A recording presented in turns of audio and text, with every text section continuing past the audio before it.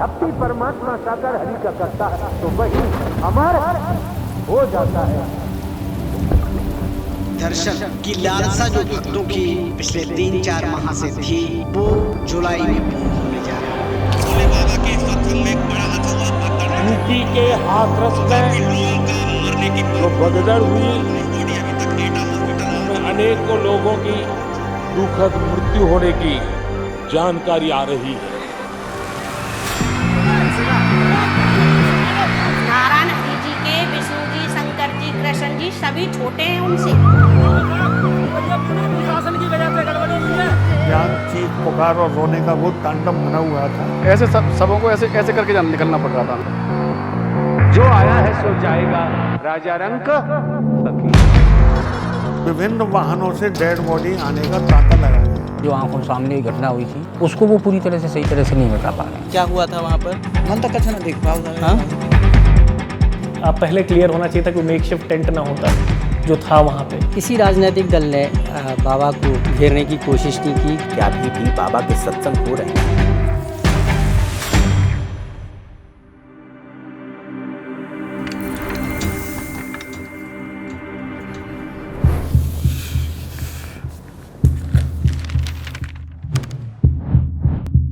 उत्तर प्रदेश के हाथरस में एक तहसील पड़ती है सिकंदराराव। यहीं का एक गांव है फुलरई मुघलगढ़ी। यहीं पर 2 जुलाई 2024 को भोले बाबा का सत्संग हुआ था।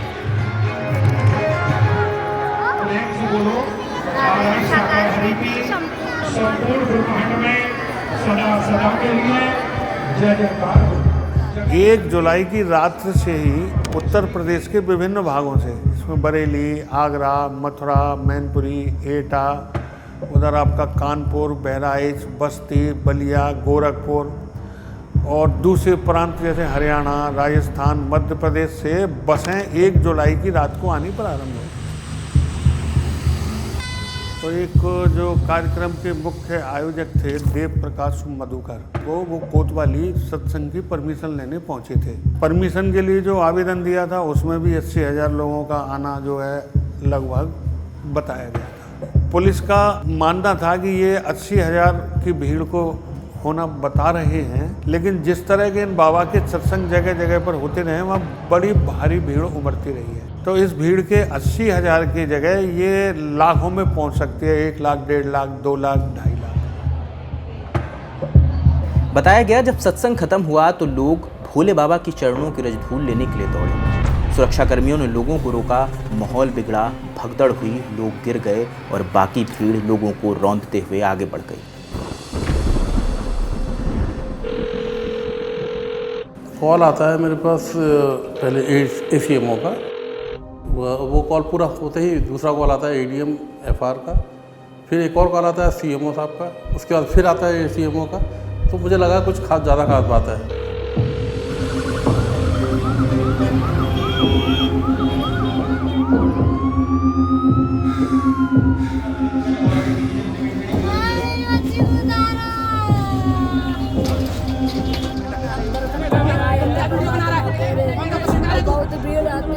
जो आप देख सकते हैं कि हॉस्पिटल का जो मोर्चरी हाउस है, यहाँ पर काफी लोग जमा है, मतलब विसर्जन है। विभिन्न वाहनों से डेड बॉडी आने का तांता लगा गया। लगभग 4:30 बजे तक हम लोगों ने 109 डेड बॉडी यहाँ पर गिन ली थी।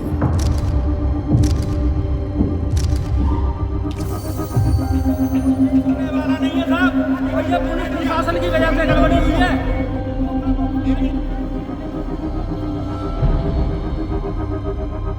अगर ट्रामा सेंटर में कुछ सुविधाएं चल रही होती तो मैं आज भी दावे से कह सकता हूं, उस दिन भी मैंने कहा कि कुछ लोगों की जान बच जाती।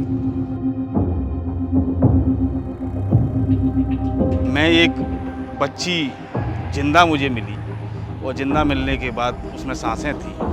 मैं उसे गोदी में लेके एम्बुलेंस में बैठकर ट्रामा सेंटर पहुंचा। उस समय उस बच्ची को ऑक्सीजन नहीं मिली, अच्छा ट्रीटमेंट नहीं मिला और मेरे हाथ में ही, मेरी गोद में ही वो बच्ची खत्म हो गई। घटना स्थल का निरीक्षण करने के लिए ADG साहब, प्रमुख सचिव साहब दोनों लोग मौके पर पहुंचे हैं। एडीजी और कमिश्नर इन 2 लोगों को बताया है कि 24 घंटे के अंदर अपनी जांच पूरी करके रिपोर्ट करें।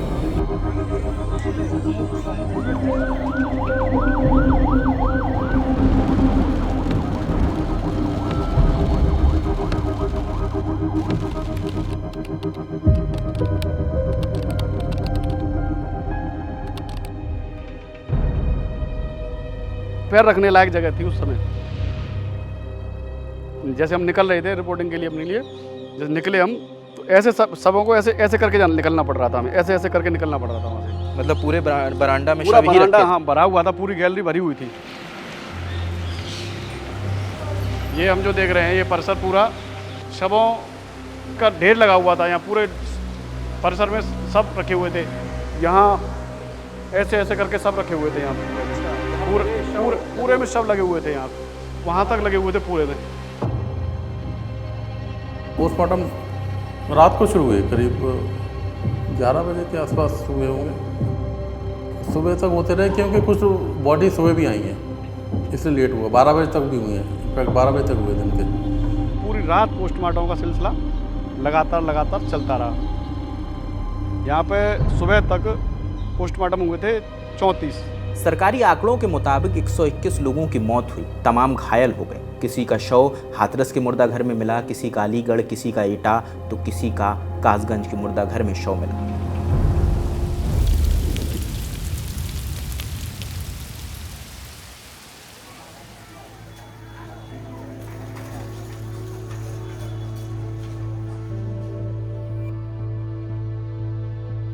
दादी की ढूंढ रहे थे, माताजी की बॉडी मिली थी। मेरे घर से हमारी दादी, माताजी, हमारी बहन, तीनों की डेथ हो गई।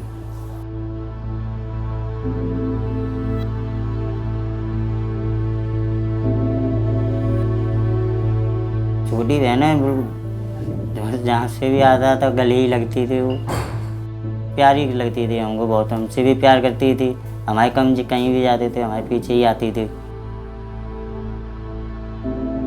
3 भाई हैं, एक छोटा है, एक मेरे थे और उससे भी छोटा एक और पिताजी हैं मेरे भाई। धंधा तो सब खत्म ही हो गया है मान लो। जो पैसा मिला था वो सब ये मकान सा लगा दिया, बना दिया। और इस लड़के की शादी कर ली बस। अभी 6 महीना हुए हैं बस शादी को। अगले दिसंबर में शादी हुई थी। अब इसी के चक्कर में घर में कोई है नहीं खाने पीने बनाने वाला, तो इसलिए करनी पड़ी। उनके जाने के बाद तो घर खाली खाली सा ही हो गया। बस हमको ही पता है कि एक घर में से 3 बॉडी उठे हैं, तो उसी को पता पड़ता है कि कैसे बीतती थी उसके दिल पे।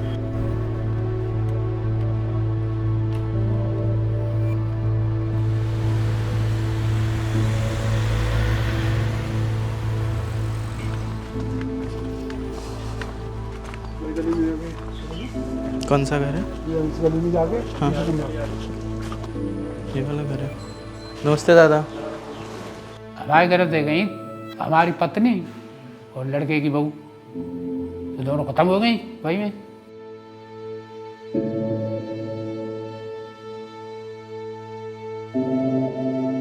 कभी मौत न देगी कहूँ दो चेता जत भी या दो चेता जन्नी संग। ये तो हमें पता है कैसे कष्ट मिल रहा है अपनी औरत बिना। अपनी दुख सको कि किन्हें बता देगा तुम, अपनी औरत बता देगा तो कि बहू बता दोगे। बहू सुन ली गई तो सबकी का परेशानी। रोटी कहे चोट खाड़ी कहे चोट ना खाड़ी बताओ।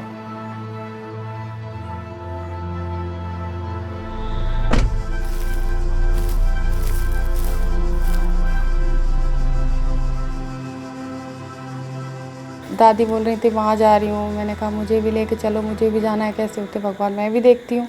फिर वहाँ पे दादी ने मुझे पराठे खिलाए अचार से अपने हाथों से। मेरी तरफ बार बार ऐसे देख लेती हूँ। तो मैं और मेरी दादी हाथ पकड़े हुए थे, तो अचानक से हाथ हमारा छूट गया। दादी नीचे हो गई, उनके ऊपर और लोग गिर गए और मैं थोड़ी ऊपर थी। अब मैंने अपनी दादी देखी, मैं अपनी दादी के पास गई, मैंने अपनी दादी को गले लगाया। मतलब मैंने सोचा कि शायद थोड़ी सी सांस होगी, तो मैंने पानी भी पिलाया, अपने मुंह से भाप भी दी और ऐसे ऐसे दवा भी, पर कुछ नहीं हुआ, मेरी दादी खत्म हो गई।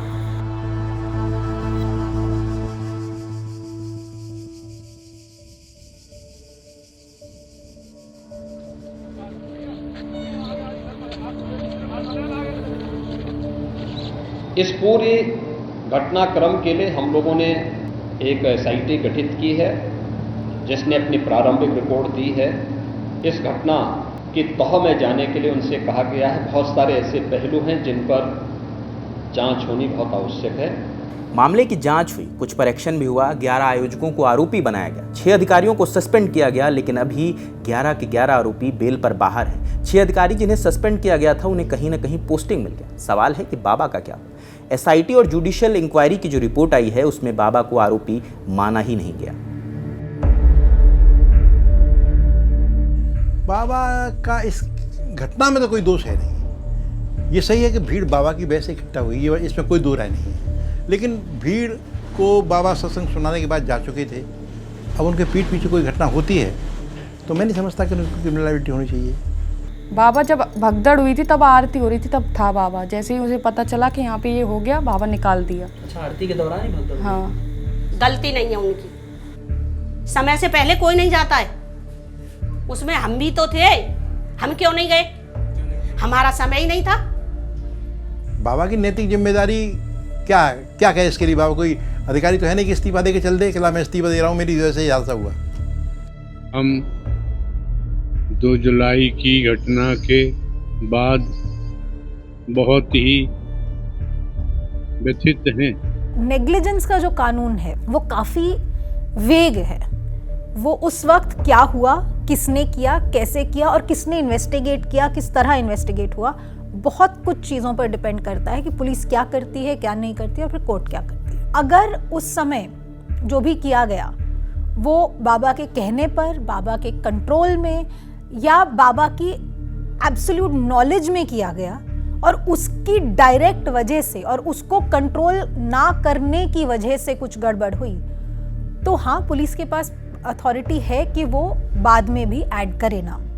लेकिन फिर वही सवाल आता है, क्या उस भीड़ को स्ट्रीमलाइन करने की, कंट्रोल करने की कोई भी कोशिश की गई थी, या वहां पर पूरी तरह से गैर जिम्मेदाराना हरकत हुई, पूरी तरह से नेग्लिजेंस हुई और उस ही नेग्लिजेंस की वजह से लोगों की मृत्यु हुई? SIT फाइंडिंग्स के 2 अहम पहलू हैं, पहला पुलिस प्रशासन का और दूसरा आयोजकों का। आयोजकों के बारे में जिक्र करते हुए SIT में बताया गया कि आयोजन की परमिशन के दौरान इस बात का जिक्र नहीं किया गया कि असल भीड़ कितनी आ सकती है। माने परमिशन 80,000 की ली गई लेकिन पहुंचे 2.5 लाख से ज्यादा लोग। दूसरा पॉइंट कि कार्यक्रम के दौरान ना तो पर्याप्त बैरिकेडिंग की व्यवस्था थी, ना प्रॉपर एग्जिट्स थे और क्राउड कंट्रोल की भी उचित व्यवस्था नहीं थी। आने जाने के कितने रास्ते थे? एक रास्ता था लोगों के लिए, एक लोगों के लिए था, एक बाबा के लिए था। लोगों वाला रास्ता क्या ऐसा ही ये मेन रास्ता था? मेन रास्ता था। वो मिट्टी वाला था या? मिट्टी वाला था। और बाबा वाला? बाबा वाला ईंट से बना हुआ था। बाबा का ईंट से बना हुआ था और लोगों का मिट्टी से बना। बल्कि एक रात पहले ही बारिश हुई थी। एक रात पहले बारिश हुई, पहले ही फिसलन होगी। हाँ, फिसलन हुई और रातों रात में वो रोड डाल दिया गया, कम से कम 700-800 मीटर बाबा के लिए रास्ता बना दिया। हाँ, रातों रात। चारों तरफ पंडाल लगा हुआ था। वो पंडाल बहुत बड़ा पंडाल था, बहुत खूबसूरत पंडाल था, पौधे भी उसमें लगाए गए थे। आप पहले क्लियर होना चाहिए था कि मेकशिफ्ट टेंट ना होता जो था वहाँ पे। उसके बाद 80,000 की परमिशन, 80,000 बहुत बड़ा नंबर होता है। 80,000 के हिसाब से आपको कार्यक्रम के जो करने वाले थे, वो जो भी लोग करवा रहे थे, उनसे आपको पूछा जाना चाहिए था कि एग्जिट्स कितने होंगे, कितने लोग आएंगे, कहाँ पे बैरिकेडिंग होनी है, कैसे होना है, ये पूछा जाना चाहिए था। दूसरा पहलू आता है पुलिस प्रशासन का। कहा गया सिक्योरिटी अरेंजमेंट्स में कमी थी। SDM ने परमिशन देने के दौरान वहां पर जाकर सर्वे नहीं किया। आप छोटे से कार्यक्रम की परमिशन मांगते हैं तो लोकल थाने के कुछ लोग जरूर आते हैं वहाँ पे, तो वो बता देते हैं, तो वहाँ भी एक चूक हुई। और आपको देखा जाना चाहिए था कि मेडिकल फैसिलिटीज, जो मेडिकल ट्रायज बोलते हैं, कि आप जब मेडिकल कुछ इमरजेंसी होगी तो आप उसका इवेलुएट करके उसको तुरंत उसके बाद इवैक्यूएशन कैसे डिसाइड करेंगे कि किस किस हॉस्पिटल में ऐसा ना हो कि एक ही हॉस्पिटल पे बहुत ज़्यादा भार पड़ जाए कि अगर मान लीजिए 5000 लोग घायल हो रहे हैं तो 5000 एक ही हॉस्पिटल में चले गए तो लिमिटेड स्कोप है। हाथरस जैसे शहर की जैसे बात करें तो वहाँ वैसे ही मेडिकल फैसिलिटीज़ काफ़ी लिमिटेड है, तो वो एम्बुलेंस कहाँ जाएगी, वो ग्रीन कॉरिडोर कहाँ होगा, ये सब एयरमार्क्ड होना चाहिए था जो क्लियरली नहीं था। सीएमओ के पास पुलिस की ओर से लेटर भेजा गया था कि एम्बुलेंस मुहैया कराई जाए क्योंकि 80,000 की भीड़ आने वाली है। हाँ, भेजा गया था पत्र, लेकिन जैसा बताया गया है कि साहब उस पत्र को उसी दिन देखा गया जिस दिन कार्यक्रम था। मतलब देरी से देखा गया। हो सकता है समय रहते अगर उसको देख लिया जाता तो कुछ डैमेज कम। एम्बुलेंस की व्यवस्था तो कराई जा सकती थी। एम्बुलेंस की व्यवस्था हो सकती थी। पुलिस ने इस तरह के पत्र भी हायर अथॉरिटीज को लिखे कि उन्होंने 80,000 भीड़ का होना अनुमान से बताया है, लेकिन भीड़ बहुत ज़्यादा जुटेगी। एसडीएम, एडिशनल और एसपी सबको पत्र लिखे गए, विभागीय पत्र, लेकिन उस पर कोई ध्यान नहीं दिया गया। एसआईटी की फाइंडिंग्स में कॉन्स्पिरेसी की संभावना से इनकार नहीं किया गया। इसी ओर इशारा बाबा का पक्ष रख रहे वकील एपी सिंह भी करते हैं। इसमें एफआईआर रजिस्टर्ड होके प्रॉपर इन्वेस्टिगेशन साजिश षड्यंत्र की और जो जहरीला स्प्रे किया गया था उसके अंतर्गत हो, जिससे दोषी कोई बख्शा नहीं जाना चाहिए और निर्दोष को दंड नहीं मिलना चाहिए। यही हमारी रीति है, यही परंपरा है और यही हमारा कानून कहता है, यही हमारा संविधान कहता है। 21 फरवरी 2025 को 1670 पन्नों की जुडिशियल इंक्वायरी रिपोर्ट सरकार को सौंपी जाती है। रिपोर्ट में एसआईटी की फाइंडिंग्स को दोहराया गया। साथ ही कहा गया कार्यक्रम स्थल से जो सटा हाईवे था उसके इर्द गिर्द 4 से 6 फीट का स्लोप था। बाबा का निकलने का रास्ता हाईवे के रॉन्ग साइड से बनाया गया। बाबा का काफिला जब निकल रहा था तो सेवादारों ने लोगों को रोका, जिसके बाद हालात बिगड़े और भगदड़ हुई। भोले बाबा के जाने के बाद उनके सभी सेवादार तकरीबन भाग गए, ऐसा आरोप लगता है। पुलिस प्रशासन सारी व्यवस्था आयोजकों के जिम्मे छोड़ के बैठा था। इस वजह से भगदड़ के बाद जो सिचुएशन पनपी उसे कंट्रोल करना मुश्किल हुआ। आयोजकों ने पुलिस को कार्यक्रम स्थल पर आने की इजाज़त नहीं दी। सत्संग की किसी को भी फोटो और वीडियो बनाने की इजाज़त नहीं थी। केस की सुनवाई हाथरस जिला न्यायालय में चल रही। हर गुरुवार एक गवाही होती।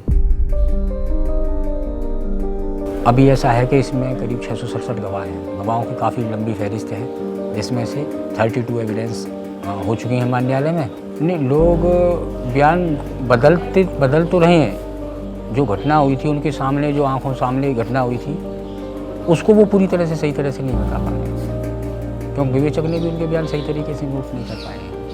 इस तरह अगर मान लें कि 500 गवाहियां भी होती हैं तो ये मामला तकरीबन 10 साल तक चलेगा। इसी के साथ एक सवाल उपजता है कि आखिर जब इतना संवेदनशील मामला था उसके बाद भी इस मामले को फास्ट ट्रैक कोर्ट में क्यों नहीं भेजा गया? किसी राजनीतिक दल ने बाबा को घेरने की कोशिश नहीं की। क्या बाबा के खिलाफ क्यों रिपोर्ट नहीं हुई? बाबा के ऊपर मुकदमा नहीं लिखा गया।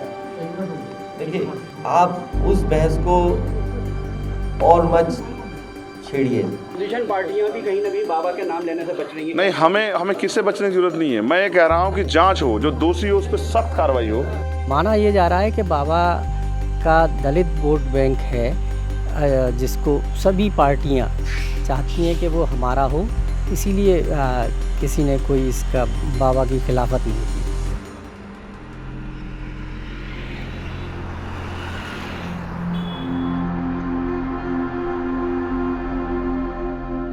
इस भगदड़ को 2 साल से ज़्यादा का वक्त बीत गया है। सवाल है कि अभी भी बाबा के सत्संग हो रहे हैं? क्या अभी भी बाबा के आश्रम में लोगों का आना जाना जारी है?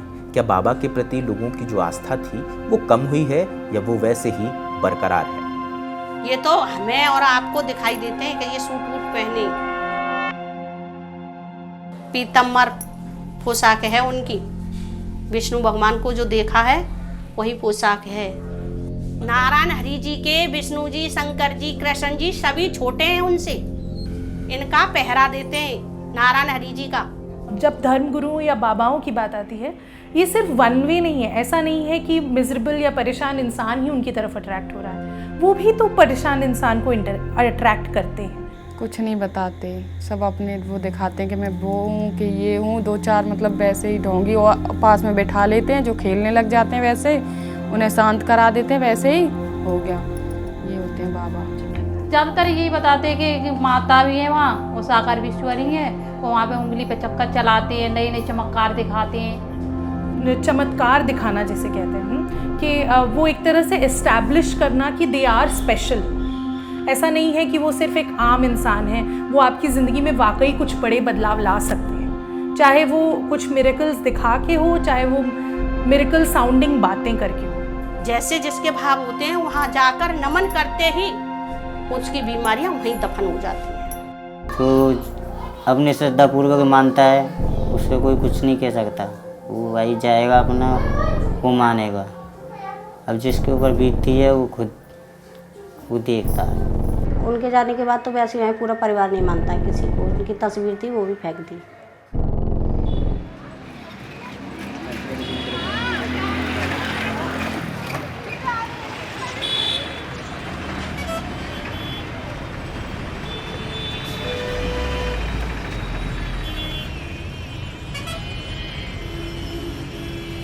इसमें कई चीज़ें जिम्मेदार हैं।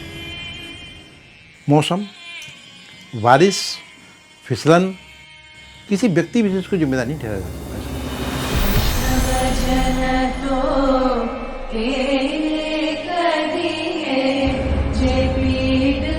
चमत्कार होते वो बाबू साहब ही ना आते, बताओ बताओ, तो सत्य होती नहीं पाया तो बाबू साहब ही नहीं आते। के साथ होता है, सब अच्छे ही पल होते हैं। जब वो चले जाते हैं तो उनकी याद भी सताती है और कुछ नहीं। क्या लगता है ये 121 लोगों की मौत का जिम्मेदार? बाबा को मानती हूँ मैं तो। मेरी दादी को भी वही मार के गया है बाबा। ना वो आते बाबा, ना ऐसा कुछ होता।